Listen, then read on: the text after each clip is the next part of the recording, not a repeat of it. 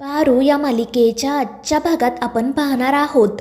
अहिल्या आदित्यच्या रूममध्ये जाते आणि त्या रूममध्ये असणारी प्रत्येक गोष्ट तिला आदित्यची आठवण करून देत असते. तिला आदित्यसोबत घालवलेले अनेक क्षण आठवत असतात आणि त्यानंतर तर तिला आदित्यचा भास होऊ लागतो. तिला समोर आदित्य दिसल्यामुळे ती खूप खुश होते. मात्र त्यानंतर तिला प्रत्येक ठिकाणी आदित्यच दिसू लागतो, जो तिला आई म्हणून हाक मारत असतो आणि त्यामुळे अहिल्या मोठ्याने ओरडते आणि खाली बसते. तिचा आवाज ऐकून श्रीकांत, मोहन आणि दामिनी त्या ठिकाणी येतात. अहिल्याची अवस्था बघून मोहनला आणि श्रीकांतला खूप वाईट वाटतं. श्रीकांत तिला सावरण्याचा प्रयत्न करत असतो तर दामिनी मध्येच ओरडते की काय झालं, वहिनींना वेड लागलं की काय, म्हणजे आता यांना सुद्धा ॲडमिट करावं लागेल. थांबा, मी लगेच जाऊन वेड्यांच्या हॉस्पिटलमध्ये कळवते. मात्र मोहन तिचा हात पकडतो आणि तिला थांबवतो. तर इकडे श्रीकांत अहिल्याला सांगत असतो की आपला आदित्य इथे नाहीये, तो हॉस्पिटलमध्ये आहे. मात्र अहिल्या म्हणत असते की श्रीकांत, आदित्य इथेच आहे, तो मला दिसला सगळीकडे. मात्र त्यावर श्रीकांत मोठ्याने ओरडून तिला म्हणतो की अहिल्या, शुद्धीवर ये. आणि त्यानंतर मग ती रडतच श्रीकांतला विचारू लागते की आपल्या आदित्यला काही होणार तर नाही ना रे. पण त्यावर श्रीकांतही काही उत्तर देत नाही. दुसरीकडे दिशा त्या गुंडाला कॉल करून सांगत असते की आज रात्रीच मी सांगितलेलं काम झालं पाहिजे. उद्याचा सूर्योदय त्या आदित्य किर्लोस्करने बघता कामा नये.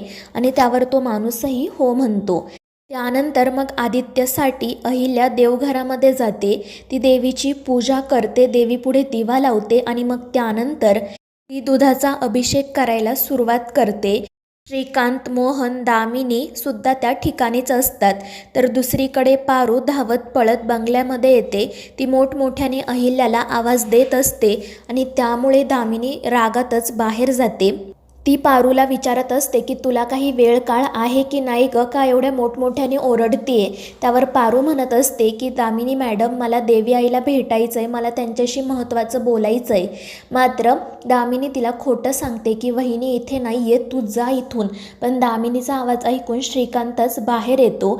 इकडे पारू दामिनीला गयावया करत असते पण दामिनी तिचं काही ऐकतच नाही. पण तितक्यात श्रीकांत त्या ठिकाणी येतो आणि तो पारूला सांगतो की अहिल्या देवघरामध्ये आहे, जा तू. त्यामुळे मग पारू धावत पळत देवघरात जाण्यासाठी निघते. अहिल्या देवपूजा करत असते तर पारू तिला सांगते की देवी आई, मला एक दिव्य माणूस भेटला होता, तो अगदी देवासारखाच होता आणि त्याने मला आदित्य सरांना वाचवायचा मार्ग सांगितला आहे. तर अहिल्या तिला विचारते की कोणता मार्ग आहे. तर पारू तिला भिक्षाव्रताबद्दल सांगायला सुरुवात करते. मात्र ते ऐकून दामिनी म्हणते की अगं, हे काय बोलतेस तू, तू काही सांगशील आणि आम्ही त्याच्यावर विश्वास ठेवू का, चल निघ इथून. आणि ती पारूचा हात पकडूनच तिला बाहेर घेऊन येते. पारू तिला समजवण्याचा खूप प्रयत्न करत असते पण काही उपयोग होत नाही. दामिनी तिच्या हाताला धरूनच तिला घराबाहेर काढते आणि दरवाजा बंद करून घेते. तर दुसरीकडे प्रीतम पॅनिक झालेला असतो. त्याला सतत आदित्यसोबतचे क्षण आठवत असतात, त्याची आठवण येत असते आणि त्यामुळे प्रिया त्याला धीर देत म्हणत असते की प्रीतम सर, तुम्ही असे खचून जाऊ नका. तुम्हालाच आता अहिल्या मॅडमला आणि श्रीकांत सरांना सावरायचं आहे आणि आदित्य सरांना काही होणार नाही, तुम्ही विश्वास ठेवा. उलट आयुष्यामध्ये असे क्षण आपल्याला खंबीर बनवण्यासाठीच येत असतात. मात्र त्याचवेळी दिशा त्या ठिकाणी येते आणि प्रीतम प्रियाला बघून ती खूप चिडते. मात्र त्यानंतर ती विचार करते की यांना तर मी नंतर बघेल, पण आत्ता यांना इथून घालवणं जास्त गरजेचं आहे. आणि मग ती रडायचं नाटक करत प्रीतमजवळ जाते आणि त्याला सांगते की मला आत्ताच दामिनी आंटीचा कॉल आला होता. त्यांनी सांगितलं की या सगळ्या प्रेशरमुळे अहिल्या मॅडमची तब्येत बिघडली आहे. आणि ते ऐकून प्रीतम घाबरतो.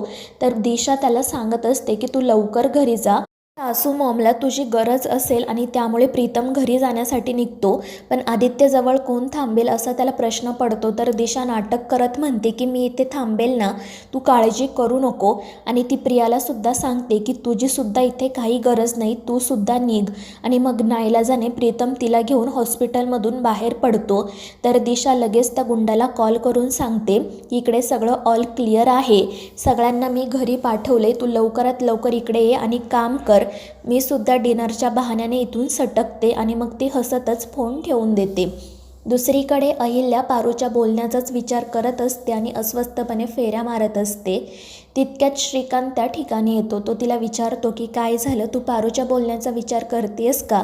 आणि त्यावर दामिनी म्हणते हो, कारण पारू उगाच आपल्याला काही सांगणार नाही आणि तिची देवावरची श्रद्धासुद्धा अगदी मारुतीसारखीच आहे आणि तिने आपल्या घरासाठी नेहमी चांगलंच चिंतलं आहे. ती उगाच काहीतरी सांगणार नाही. त्यावर श्रीकांत म्हणत असतो की अगदी खरं आहे, मात्र भिक्षाव्रत वगैरे कसं करायचं? जर वेगळा काही मार्ग असेल तर आपण बघूया ना, कारण तू अहिल्या किर्लोस्कर आहे. आणि त्यावेळी अहिल्या म्हणते की नाही श्रीकांत, आता ही अहिल्या किर्लोस्कर कुठे उरली आहे ती फक्त आई, आणि एक आई आपल्या मुलासाठी काही करू शकते. आणि त्यावर श्रीकांतही हो म्हणतो. तर दुसरीकडे पारू आदित्यला भेटण्यासाठी हॉस्पिटलमध्ये जाते, मात्र व्हिजिटिंग अवर्स संपल्यामुळे नर्स तिला आदित्यला भेटू देत नसते. तर दुसरीकडे दामिनीला खूप भूक लागलेली असते. ती जेवण करण्यासाठी जाते आणि सावित्रीला सांगते की माझ्यासाठी खुर्ची बाजूला कर. मात्र सावित्री तिला म्हणते की मॅडम, ती अहिल्या मॅडमची खुर्ची आहे, त्यामुळे मग नाईलाजाने दामिनी तिच्या खुर्चीजवळ जाते आणि ती खुर्चीसुद्धा सावित्रीलाच मागे करायला सांगते. त्यानंतर ती जेवण करण्यासाठी बसते. तर सावित्री तिला सांगत असते की घरात कोणीच जेवण केलेलं नाहीये, आदित्य बाबा हॉस्पिटलमध्ये आहेत ना, कोणाच्याच घशाखाली घास उतरला नाही. पण दामिनी म्हणत असते की आम्ही जेवण केल्याने किंवा न केल्याने त्या आदित्यला काही फरक पडणार आहे का? आधीच तो दिवसभर हॉस्पिटलमध्ये होता, त्यामुळे माझ्या पोटात अन्नाचा एक कणही गेला नाही.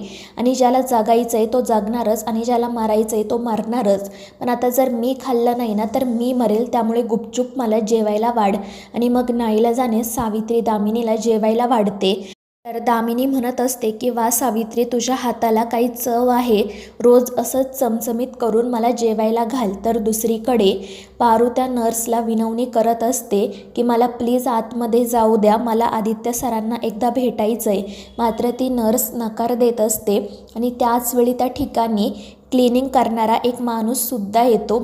मात्र तो हॉस्पिटलमधील स्टाफ नसून त्या गुंडाचा माणूस असतो. आणि संधी साधून त्या नर्सचं आणि पारूचं लक्ष नाही हे बघून तो ICUमध्ये जातो. त्याच्याकडे एक इंजेक्शन असतं आणि तेच विषारी इंजेक्शन तो आदित्यला देणार असतो. तर दुसरीकडे पारू त्या नर्सला विनंती करत असते की मला फक्त एकदा आदित्य साहेबांना भेटू द्या. आणि त्यामुळे ती नर्स विचारते की ICUमध्ये आहेत ते तुमचे नक्की कोण आहेत? तुम्ही त्यांना भेटण्यासाठी एवढी विनवणी का करताय? पण त्यावर पारू काहीच उत्तर देऊ शकत नाही. तर दुसरीकडे तो माणूस आदित्यला ते इंजेक्शन देण्यासाठी त्याच्या जवळ चाललेला असतो. तर मित्रांनो, या मालिकेच्या पुढील भागांच्या अपडेट्ससाठी आपल्या चॅनेलला सबस्क्राईब करा.